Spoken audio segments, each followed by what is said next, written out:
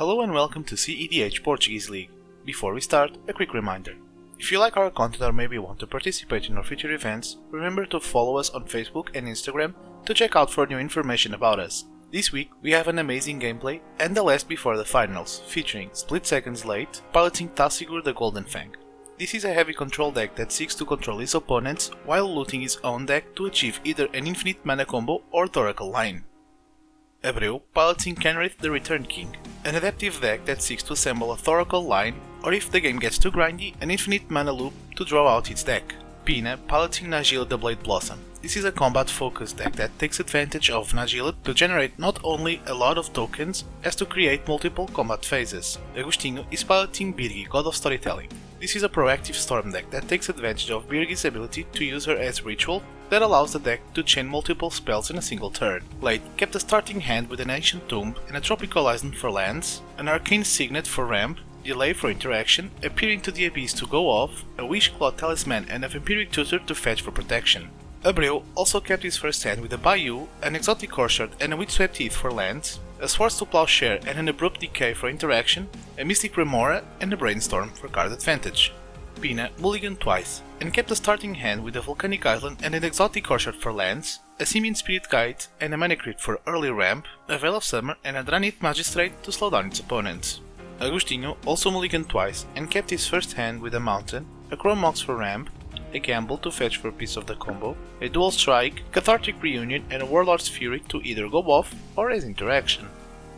Agostinho won the die roll and is starting first. Let the semi-finals begin. Agostinho starts the game off playing a Mountain and a bold turn 1 Gamble. He fetches for a card and discards a Mountain, keeping the card he fetched in his hand. He plays a Mana Crypt, followed by a Chrome Mox pitching a Warlord's Fury, and plays his commander Birgi before passing the turn. Late draws and begins his turn playing an Ancient Tomb and takes 2 damage to play an Arcane Signet, shipping the turn to Abreu.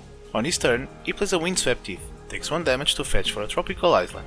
He follows it with a Mystic Remora, to which Late immediately responds playing a Vampiric Tutor, taking 2 damage to fetch a card to the top of his library, letting the fish resolve, and Abreu passes. Pina also has a great start, playing an Exotic Orchard. He follows it with a Mana Crypt, not paying for the fish, and exiles a Simian Spirit Guide for 1 red mana to play his commander Najeela the Blade Blossom, leaving 1 mana open just in case of some interaction is needed. Agostinho moves to his turn. On his upkeep he escapes the crit damage and draws. He moves straight to combat, sending his commander Birgi at Abreu for 3 damage. On his second main phase he plays a Cathartic Pier, not paying for the fish, choosing the second mode, and adds 1 red mana to his mana pool from his commander's trigger. He plays a face down card and moves the turn to Late.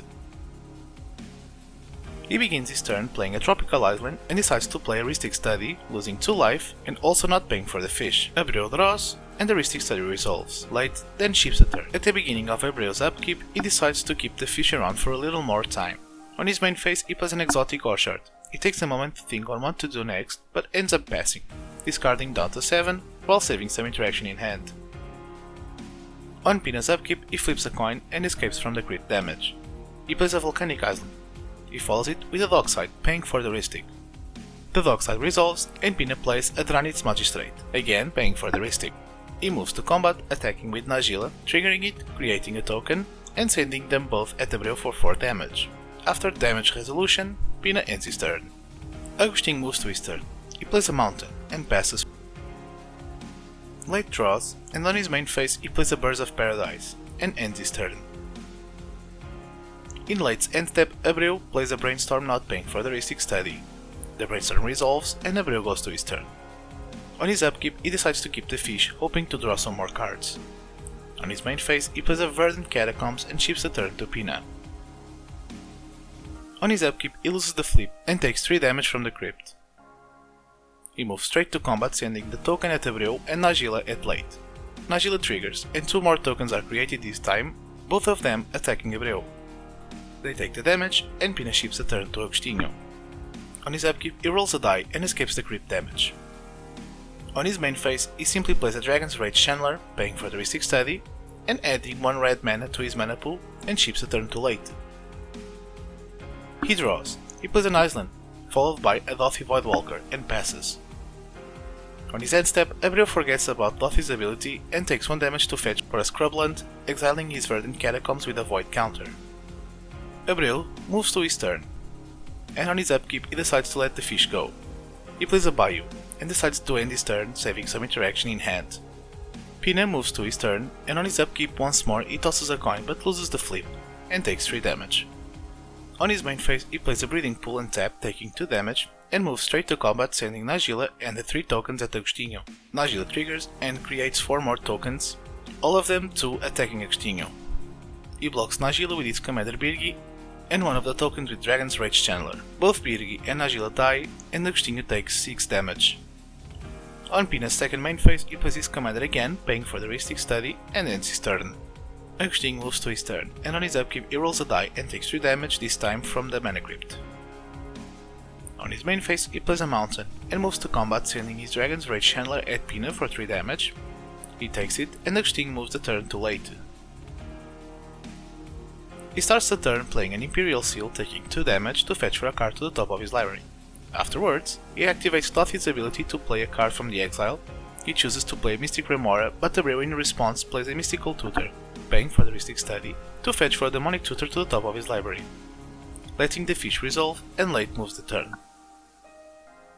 Abreu starts the turn playing a Rejuvenating Springs, followed by a Demonic Tutor, only paying for the Rhystic Study. After the tutor resolves, Abreu passes the turn to Pina, telling everyone that he fetched for some interaction. On Pina's upkeep, he flips a coin and takes again 3 damage from the crypt. He decides to skip his first main phase and rushes straight to combat, attacking with Najeela and 6 more tokens, creating 7 more, all attacking Abreu for 16 damage. Before damage resolves, Pina activates Najeela's ability.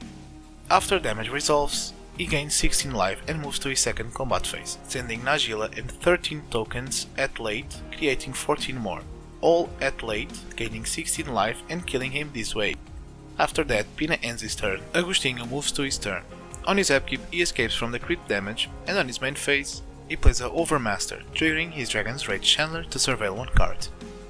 He discards the Gemstone Caverns, and then the Overmaster resolves. He plays a Great Furnace. He warns Abreu that they should deal with the Dranith Magistrate and Najeela, or else they will lose the game. Abreu agrees, and he plays a Swords to Plowshares in response to Agostinho moves to combat. It resolves, and Pina gains 1 life. Agostinho, still in his main phase, plays a Mi-6 Mastery, targeting Cathartic Pier, triggering Dragon's Rage Channeler, while maintaining priority on the Cathartic Pier. He mills the Chaos Warp from the Dragon's Rage Channeler, and plays a Dual Strike with Fortel, targeting Cathartic Pier, triggering yet again Dragon's Rage Channeler, this time keeping the card on the top of his library.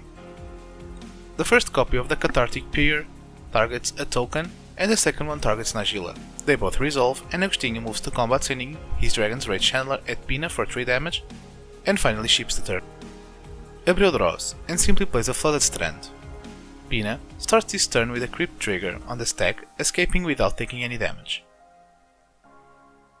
On his main phase, he takes a moment to the side, and ends up moving to combat, sending everything at Abreu, attempting to kill him. It resolves, and Abreu dies. Pina then decides to save some mana and passes. Agostinho, on his upkeep, takes again 3 damage from the crypt. On his main phase, he attempts to cast a Jeska's Will, triggering Dragon's Rage Channeler, but before it resolves, Pina plays a Pact of Negation countering the Jeska's Will. Agostinho then resolves the trigger, milling an unexpected windfall. He escapes an Ox of Agonas from his graveyard. It resolves, and Agostinho discards his hand to draw 3 cards. He moves to combat, sending Dragon's Rage Channeler at Pina, but he reminds Agostinho that he no longer gets +2/+2 because he doesn't have enough cards in his graveyard. Pina blocks with Dockside Extortionist, killing the Channeler. With that, Agostinho moves the turn. On his upkeep, he flips a coin for the Crypt trigger. He doesn't take any damage, but he almost forgot about the Pact of Negation he played earlier. With the Pact dealt with, he now moves to his main phase. He decides not to play anything and moves straight again to combat, sending everything at Agostinho, killing him and winning the last game before the final. GG. This was a great match, but in the end, Pina was able to win the last match, winning a place in the finals. Congratulations! We finally have the 4 finalists of this tournament. let's get to it. Playing first, we have Raiden, piloting his own Kenrith the Returned King decklist. This is an adaptive deck that can either play a grinding game or a fast game, winning with Thoracle or Underworld Breach lines. João, piloting Godo. This is a proactive deck that seeks to play Godo as soon as possible to fetch for the Helm of the Host, winning with multiple combat phases. Maraxis, piloting the first Sliver. This is a proactive deck that seeks to land Food Chain on the table to create infinite loops. It takes advantage of Forbidden Tutors as enablers or as means to win the game. Pina, piloting Najeela the Blade Blossom. This is a combat-focused deck that takes advantage of Najeela to generate not only a lot of tokens, as to create multiple combat phases. Raiden was the player with the most points won during the tournament, so he's going first. Let the final match begin. Raiden begins his turn playing a Mana Confluence. He takes 1 damage to play a Mystic Remora, and ends his turn. João starts his turn playing a City of Traitor. He follows it, exiling a Seeming Spirit Guide to play a Jeska's Will, not paying for the fish. João draws, and the Jeska's Will resolves, adding 7 mana to his mana pool. He plays an Imperial Recruiter to fetch for a Treasonous Ogre and uses the remaining 4 mana to play it. He activates the Ogre, paying 18 life to add 6 red mana to his mana pool and plays his Commander Godo, Bandit Warlord. It resolves, and when it enters the battlefield, João fetches for the Helm of the Host to the battlefield. He activates the Treasonous Ogre, paying 15 more life to add 5 red mana to his mana pool and equips the Helm on Godo. He explains that he has an infinite loop creating infinite attack phases and infinite tokens of Godo as soon as he moves to the combat phase. No one opposes, and the final match is over with a turn 1 win for the Godo deck. GG.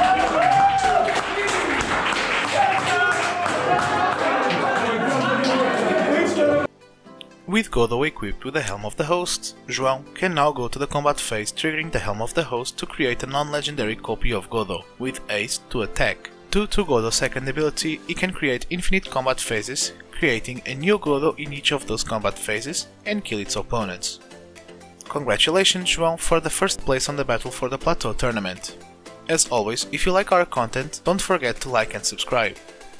Thank you for watching. See you in the next one. We would like to thank the SplitSecond for the partnership and the Renedvir for providing us the place to run our tournaments.